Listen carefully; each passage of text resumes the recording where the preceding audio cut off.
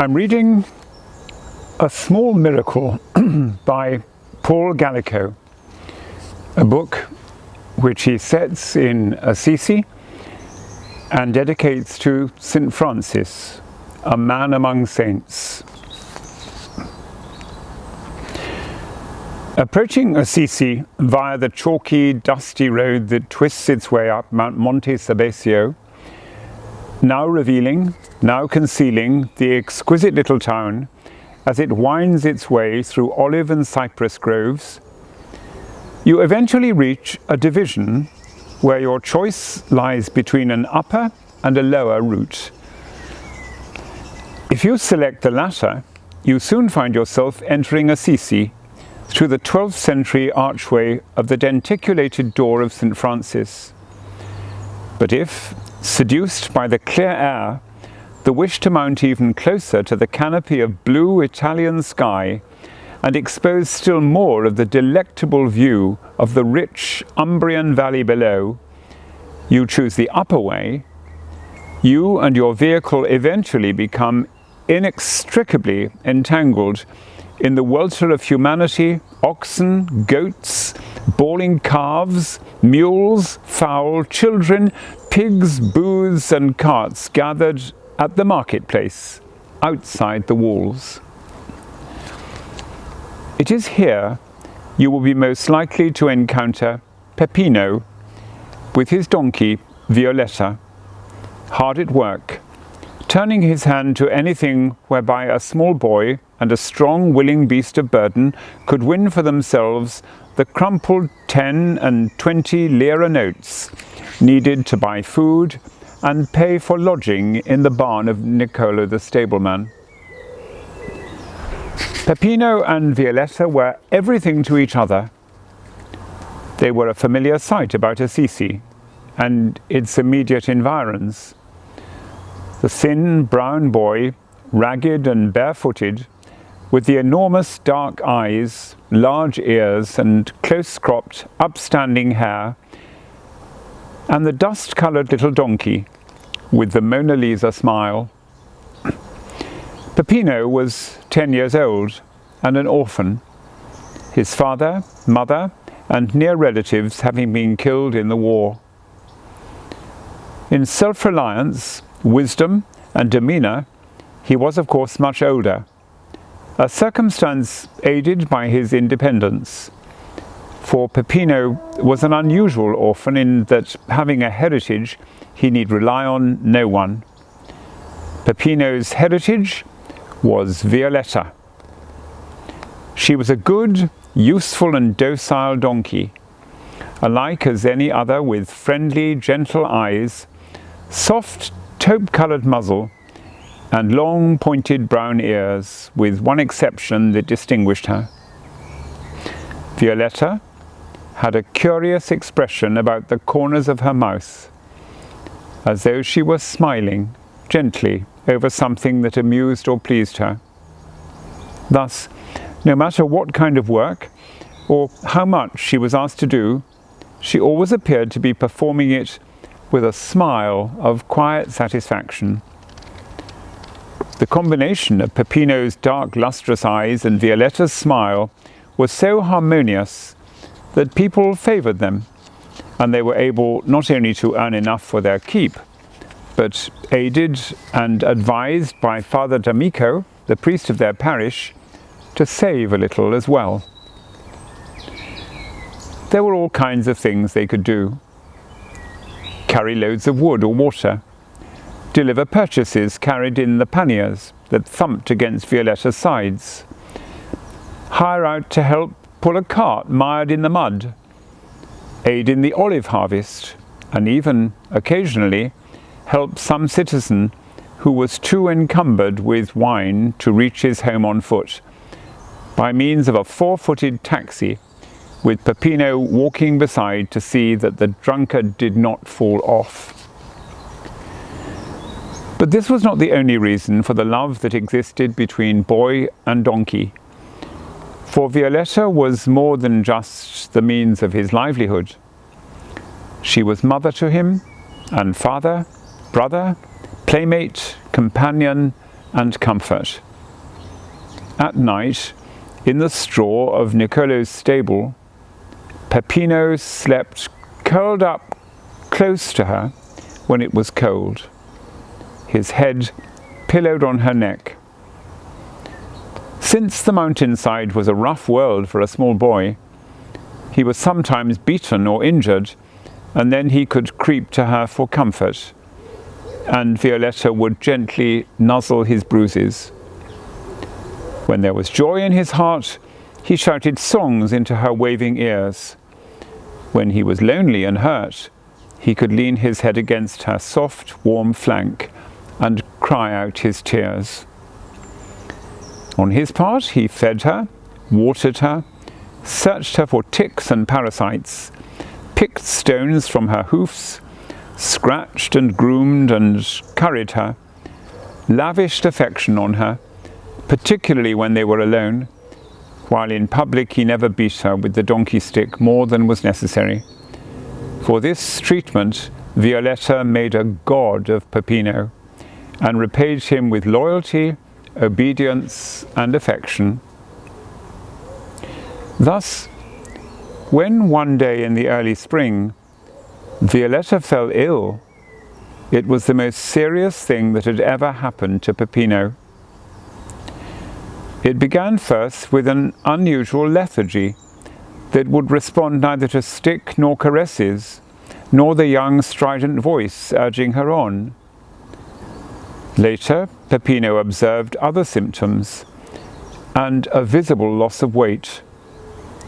Her ribs, once so well padded, began to show through her sides. But most distressing, either through a change in the conformation of her head due to growing thinner, or because of the distress of the illness, Violetta lost her enchanting and lovable smile. Drawing upon his carefully hoarded reserves of lira notes, and parting with several of the impressive denomination of 100, Pepino called in Dr. Bartoli, the vet.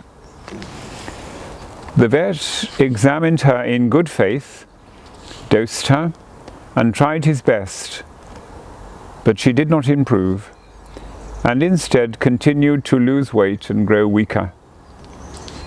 He hummed and hawed then and said, "Well, now, it is hard to say. It might be one thing, such as the bite of a fly new to the district, or another, such as a germ settling in the intestine. Either way, how could one tell? There had been a similar case in Foligno and another in a faraway town. He recommended resting the beast and feeding her lightly.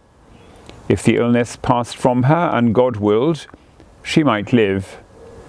Otherwise, she would surely die, and there would be an end to her suffering." After he had gone away, Pepino put his cropped head on Violetta's heaving flank and wept unrestrainedly. But then, when the storm induced by the fear of losing his only companion in the world had subsided, he knew what he must do. If there was no help for Violetta on earth, the appeal must be registered above. His plan was nothing less than to take Violetta into the crypt beneath the lower church of the Basilica of St. Francis, where rested the remains of the saint who had so dearly loved God's creations, including all the feathered and the four-footed brothers and sisters who served him. And there he would beg St. Francis to heal her. Pepino had no doubt that the saint would do so when he saw Violetta. These things Pepino knew from Father D'Amico, who had a way of talking about St. Francis as though he were a living person who might still be encountered in his frayed cowl, bound with a hemp cord at the middle, merely by turning a corner of the main square in Assisi, or by walking down one of the narrow cobbled streets. And besides, there was a precedent.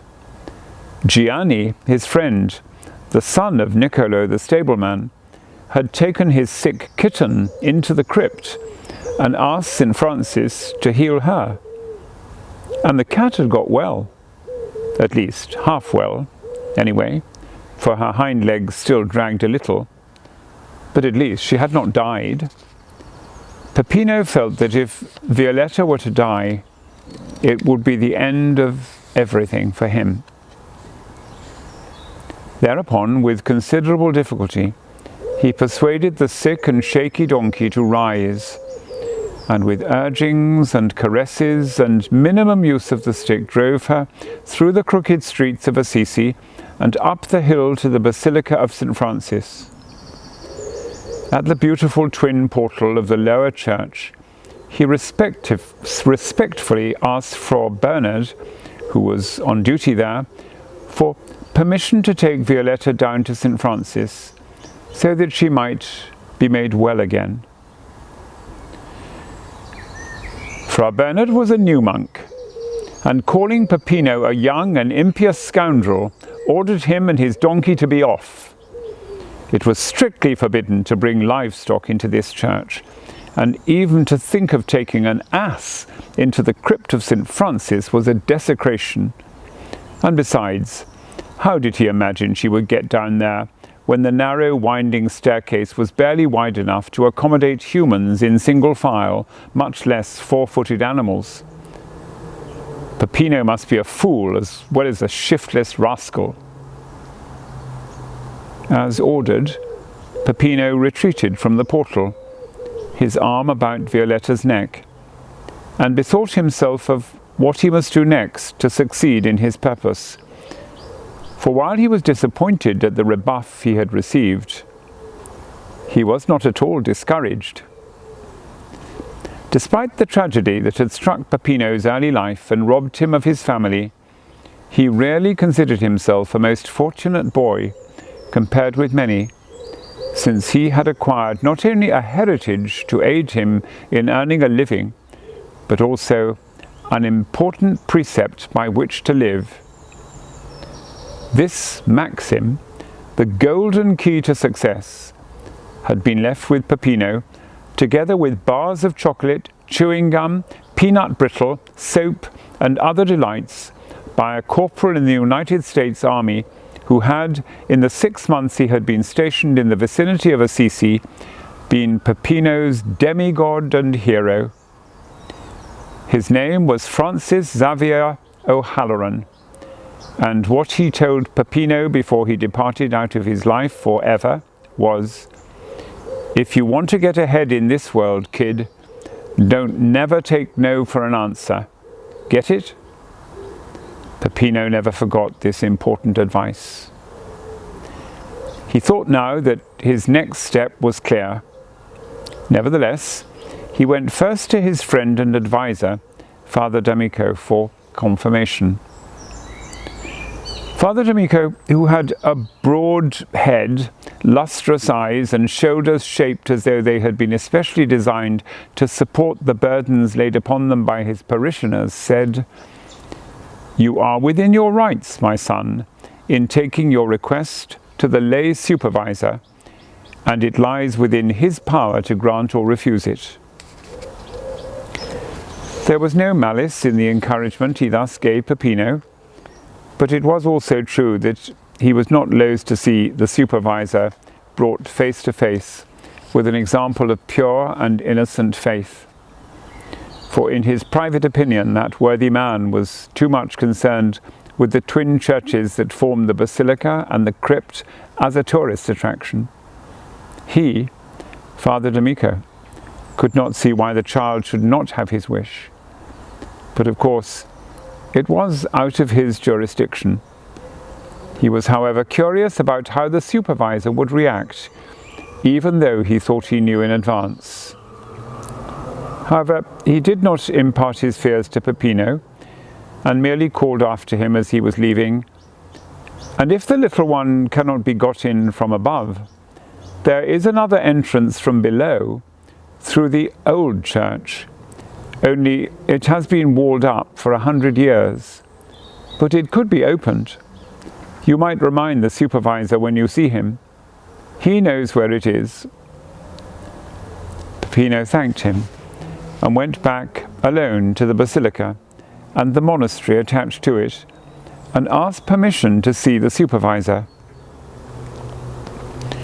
This personage was an accessible man, and even though he was engaged in a conversation with the bishop, he sent for Peppino, who walked into the cloister gardens, where he waited respectfully for the two great men to finish. The two dignitaries were walking up and down, and Peppino wished it were the bishop who was to say yea or nay to his request, as he looked the kindlier of the two, the supervisor appearing to have more the expression of a merchant. The boy pricked up his ears, because, as it happened, so they were speaking of St. Francis, and the bishop was just remarking with a sigh, "He has been gone too long from this earth. The lesson of his life is plain to all who can read, but who in these times will pause to do so?" The supervisor said, "His tomb in the crypt attracts many to Assisi, but in a holy year, relics are even better. If we but had the tongue of the saint, or a lock of his hair, or a fingernail." The bishop had a faraway look in his eyes, and he was shaking his head gently. "It is a message we are in need of, my dear supervisor, a message from a great heart that would speak to us across the gap of 7 centuries to remind us of the way." And here he paused and coughed, for he was a polite man and noticed that Peppino was waiting. The supervisor turned also and said, "Ah, yes, my son, what is it that I can do for you?" Peppino said, "Please, sir, my donkey Violetta is very sick. The Dr. Bartoli has said he can do nothing more, and perhaps she will die. Please, I would like permission to take her into the tomb of St. Francis and ask him to cure her. He loved all animals, and particularly little donkeys. I am sure he will make her well." The supervisor looked shocked. "A donkey? In the crypt? However did you come by that idea?" Peppino explained about Gianni and his sick kitten, while the bishop turned away with a smile. But the supervisor was not smiling. He asked, "How did this Gianni succeed in smuggling a kitten into the tomb?" Since it was all over, Peppino saw no reason for not telling and replied, "Under his coat, sir."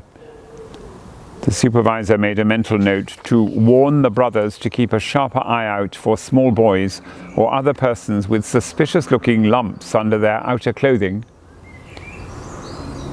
"Of course we can have no such goings-on," he said. "The next thing you know, everyone will be coming, bringing a sick dog, or an ox, or a goat, or even a pig. And then where should we end up? A veritable sty." "But, sir," Peppino pleaded, "no one need know. We would come and go so very quickly." The supervisor's mind played. There was something touching about the boy. The bullet head, the enormous eyes, the jug-handle ears. And yet, what if he permitted it and the donkey then died, as seemed most likely if Dr. Bartoli had said there was no further hope? Word was sure to get about, and the shrine would suffer from it. He wondered what the bishop was thinking and how he would solve the problem. He equivocated. And besides, even if we were to allow it, you would never be able to get your donkey around the turn at the bottom of the stairs, so you see it is quite impossible. "But there is another entrance," Pepino said, "from the old church. It has not been used for a long time, but it could be opened just this once, couldn't it?" The supervisor was indignant. "What are you saying? Destroy church property? The entrance has been walled up for over a century, ever since the new crypt was built."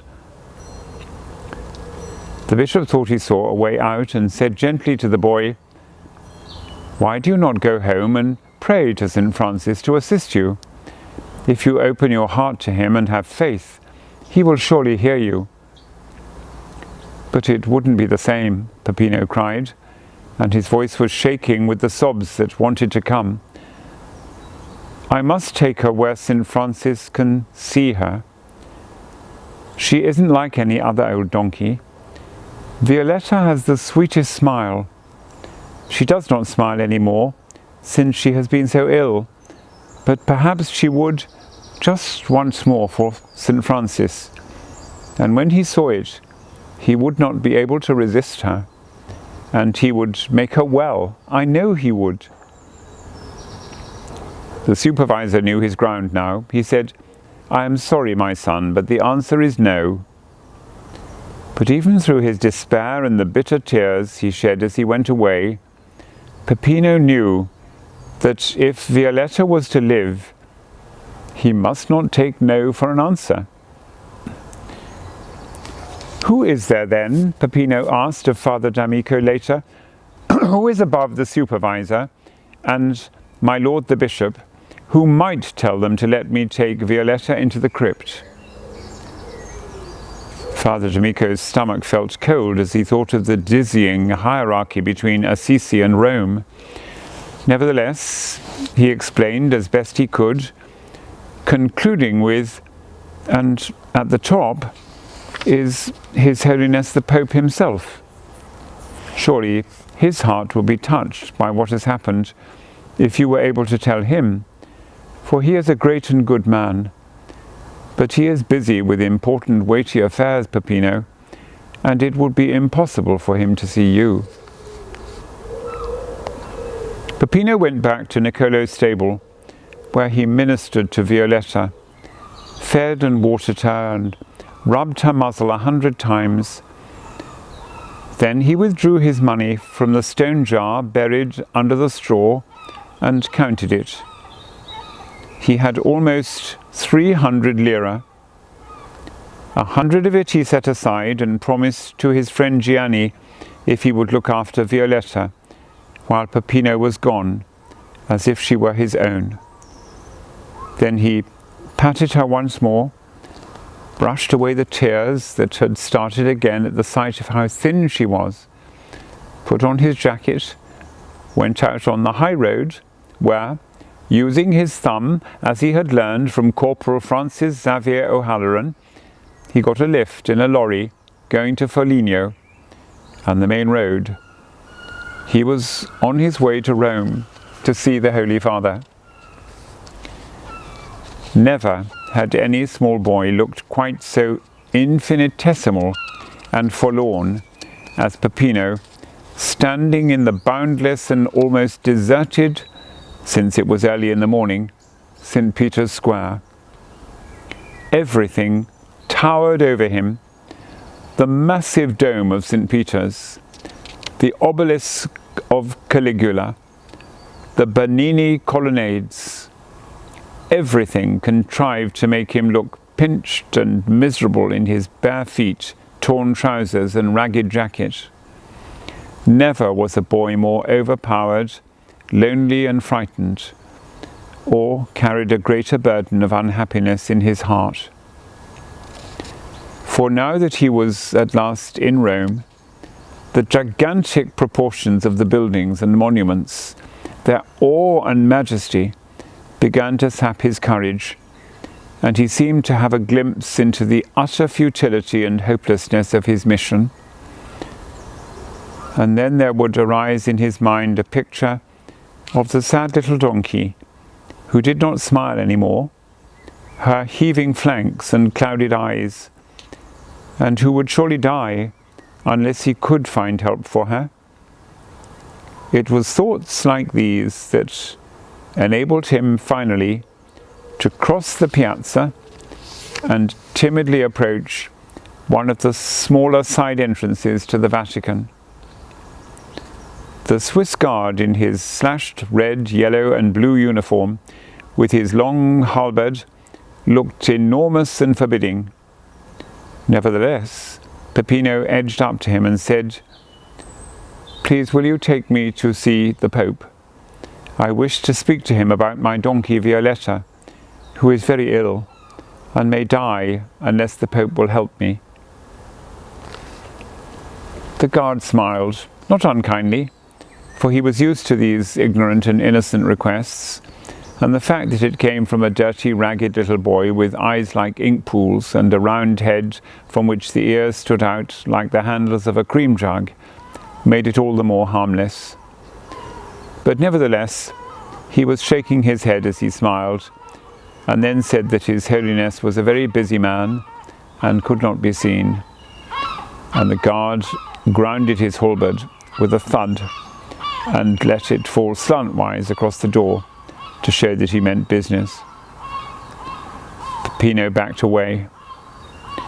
What good was his precept in the face of such power and majesty? And yet the memory of what Corporal O'Halloran had said told him that he must return to the Vatican yet once again. At the side of the piazza he saw an old woman sitting under an umbrella selling little bouquets and nosegays of spring flowers, daffodils and jonquils, snowdrops and white narcissus, Parma violets and lilies of the valley, vari-coloured carnations, pansies and tiny sweetheart roses. Some of the people visiting St. Peter's liked to place these on the altar of their favourite saint. The flowers were crisp and fresh from the market, and many of them had glistening drops of water still clinging to their petals. Looking at them made Pepino think of home and Father D'Amico, and what he had said of the love St. Francis had for flowers. Father D'Amico had the gift of making everything he thought and said sound like poetry.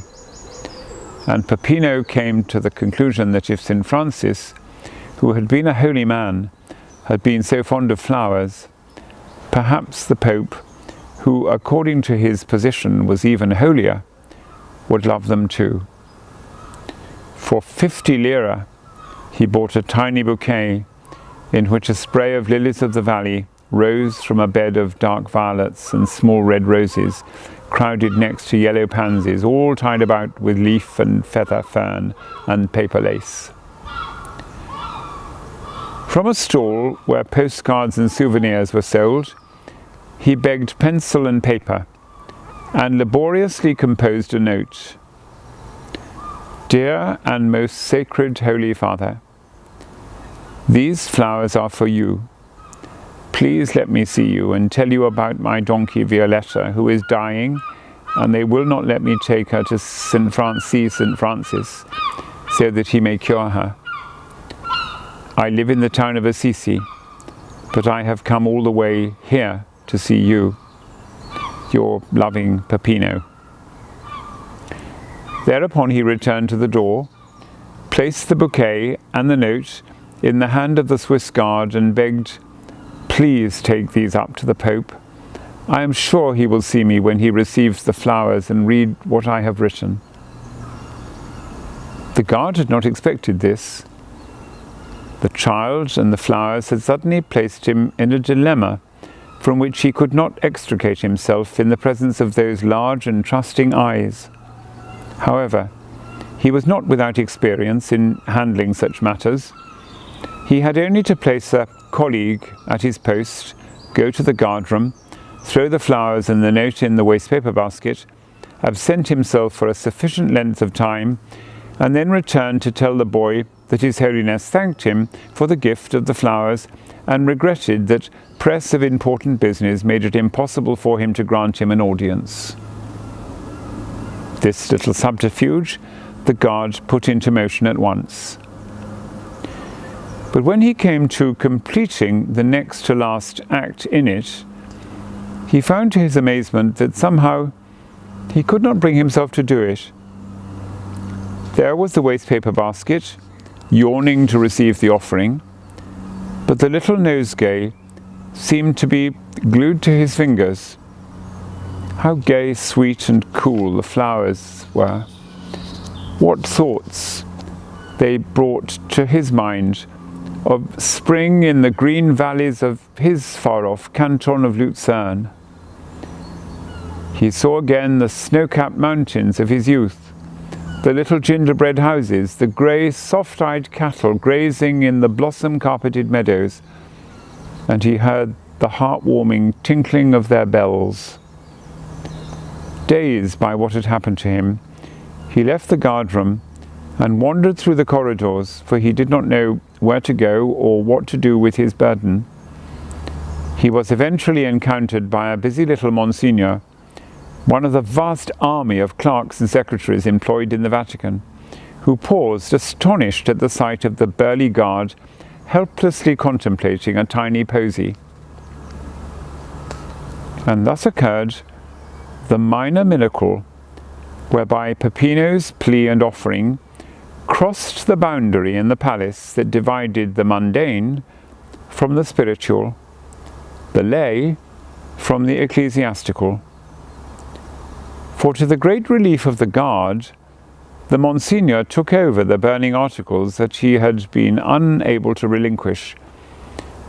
And this priest they touched too, as it is the peculiar power of flowers that, while they are universal and spread their species over the world, they invoke in each beholder the dearest and most cherished memories.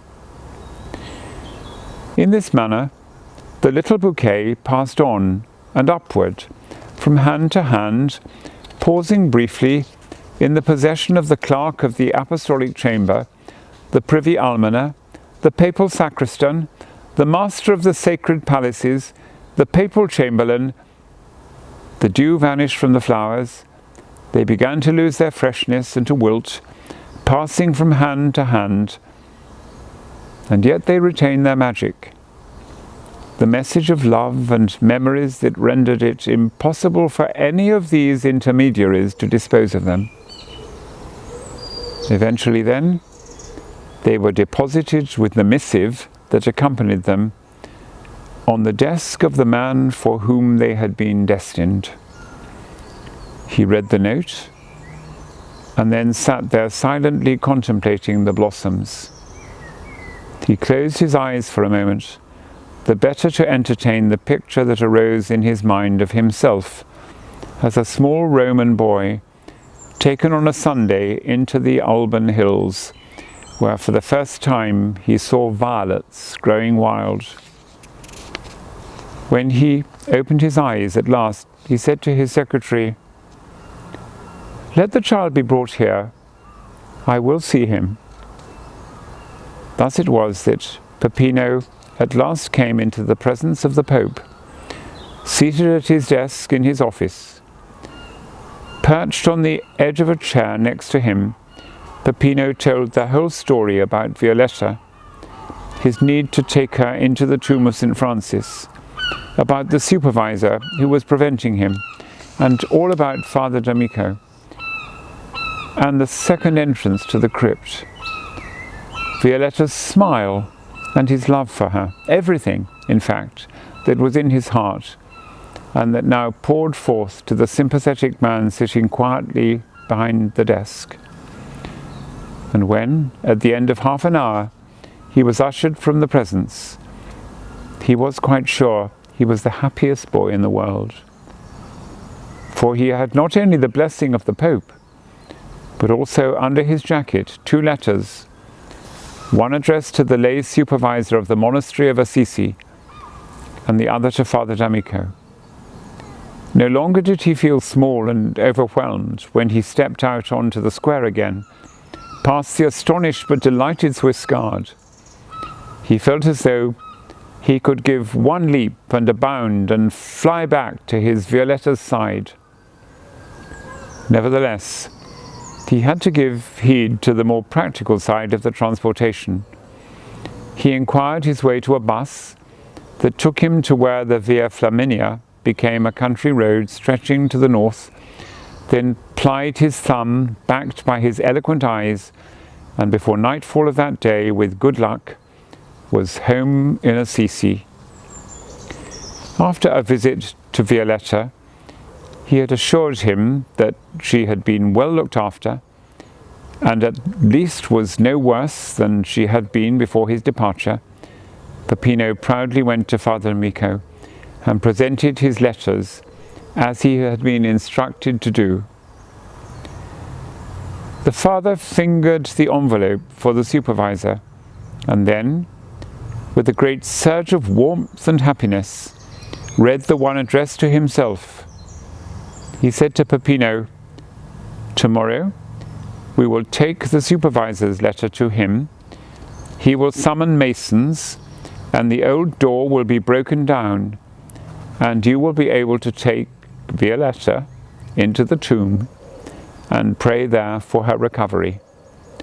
The Pope himself has approved it." The Pope, of course, had not written the letters personally. They had been composed with considerable delight and satisfaction by the Cardinal Secretary, backed by papal authority, who said in his missive to Father D'Amico, "Surely the supervisor must know that in his lifetime the Blessed St. Francis was accompanied to chapel by a little lamb that used to follow him about Assisi. Is an Asinus any less created by God because his coat is rougher and his ears longer?" And he wrote also of another matter, which Father D'Amico imparted to Pepino in his own way. He said, "Pepino, there is something you must understand before we go to see the abbot. It is your hope, because of your faith in St. Francis, he will help you and heal your donkey. But had you thought perhaps that he who dearly cared for all of God's creatures might come to love Violetta so greatly that he would wish to have her at his side in eternity?"